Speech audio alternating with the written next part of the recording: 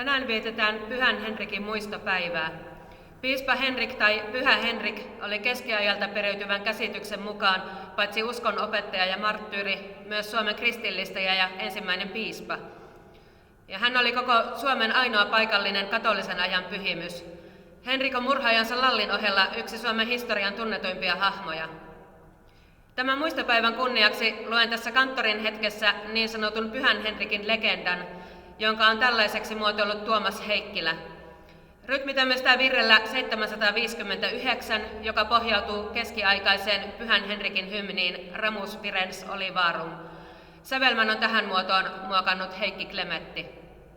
Ensimmäinen suomennos tästä virrestä on Hemminki Maskulaisen vuodelta 1616.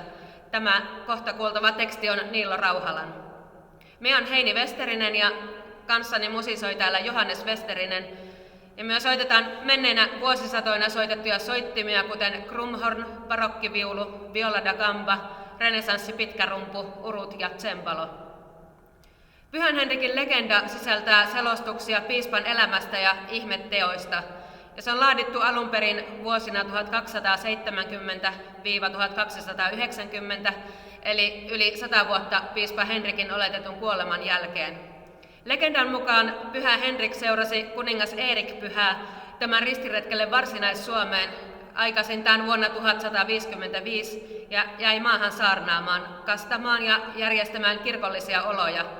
Niinpä kirkollisen järjestyksen luomisen on katsottu alkaneen hänen toiminnastaan.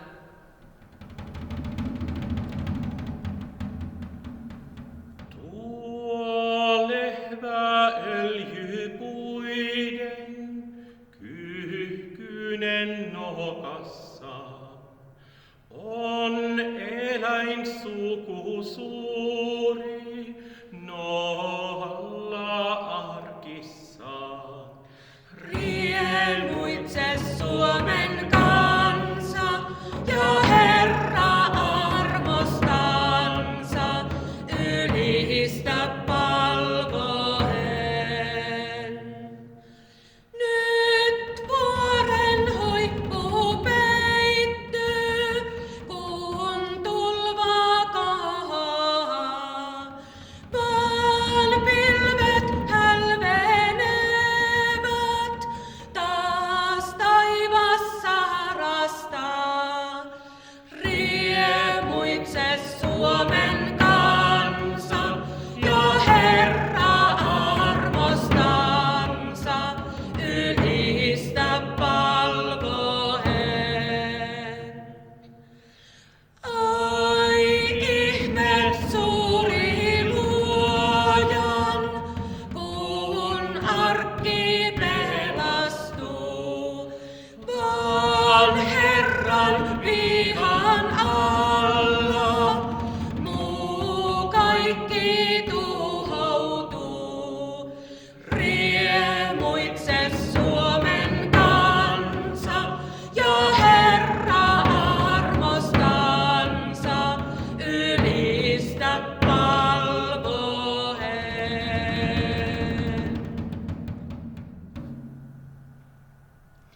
Kuuluisan kuninkaan Pyhän Erikin hallitessa Ruotsia johti Uppsalan kirkkoa kunnioitettava piispa Englannista lähtöisin ollut autuas Henrik, elämän pyhyyden vuoksi huomattava ja tapojen kunniallisuudesta maineikas mies.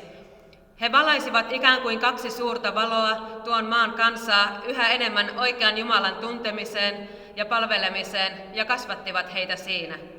Mutta Pyhä kuningas kohteli sisäisen rakkauden tunteen erinomaista elämänsä, tapojensa ja korkeimman kirkollisen arvonsa vuoksi vaikutusvalpataista piispaa ja kunnioitti häntä suuresti hänen erikoisen ystävällisyytensä vuoksi. Onnellinen isänmaa, jota jumalallinen majesteetti oli sallinut kahden sellaisen johtajan hallita samaan aikaan. Ei ollut sitä pelkoa, että valtakunta hävittäisi itseään sisäisesti jakautuneena, kun kansan johtajat niin yksimielisesti sopivat toimimisesta Jumalan kunniaksi ja alamaisten oikeamieliseksi ja rauhalliseksi hallitsemiseksi.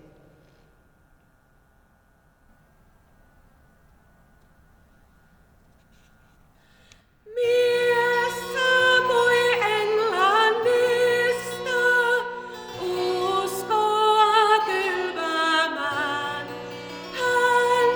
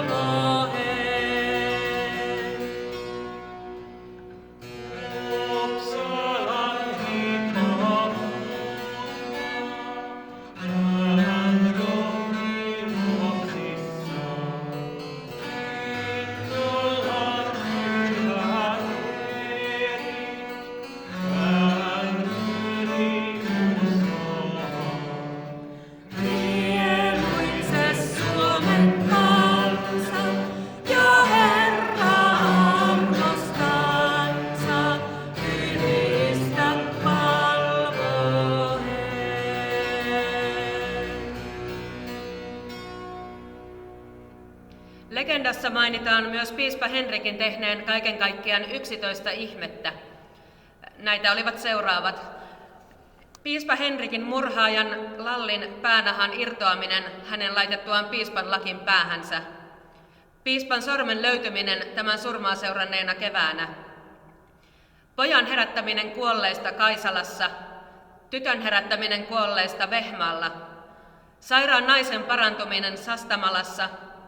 Erlend-nimisen fransiskaanin päänsäryn parantuminen. Sokean naisen näön palauttaminen Kyrössä. Kyröläisen halvaantuneen miehen kävelykyvyn palauttaminen. Sairaan tytön parantuminen. Joukon kokemäkeläisiä hylkeenpyytäjiä pelastaminen myrskystä. Ja Turun piispan palvelijan parantuminen. Näiden ja monien muiden merkkien ja ihmettekojen kautta sanotaan Herran tehneen ihmeelliseksi pyhimyksensä ja osoitti, että kaikkien on häntä kunnioitettava ja palveltava. Oi rakkauden tulta, se kuinka hehkuikaan, ja totuus heitä johti, myös armo voimallaan. Riemuitse Suomen kansa, ja Herra arvostansa, ylistä palvoen. He laivan Suomen rantaan, iloiten laskivat, taittaivat taikauskon, ja voiton hankkivat. Riemuitse Suomen kansa, ja Herra arvostansa, ylistä palvoen.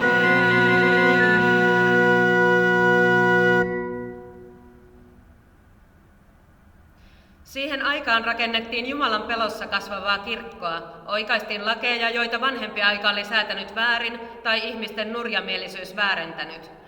Harjoitettiin alamaisten kesken rauhaa ja oikeamielisyyttä. Raatelevat sudet eivät rohjenneet teroittaa myrkyllisiä hampaitaan viattomia vastaan, kun kuningas istui valtaistuimellaan ja hajotti katsellaan kaiken pahuuden, ja hyvä paimen valvoi laumaansa miehullisesti vartioiden.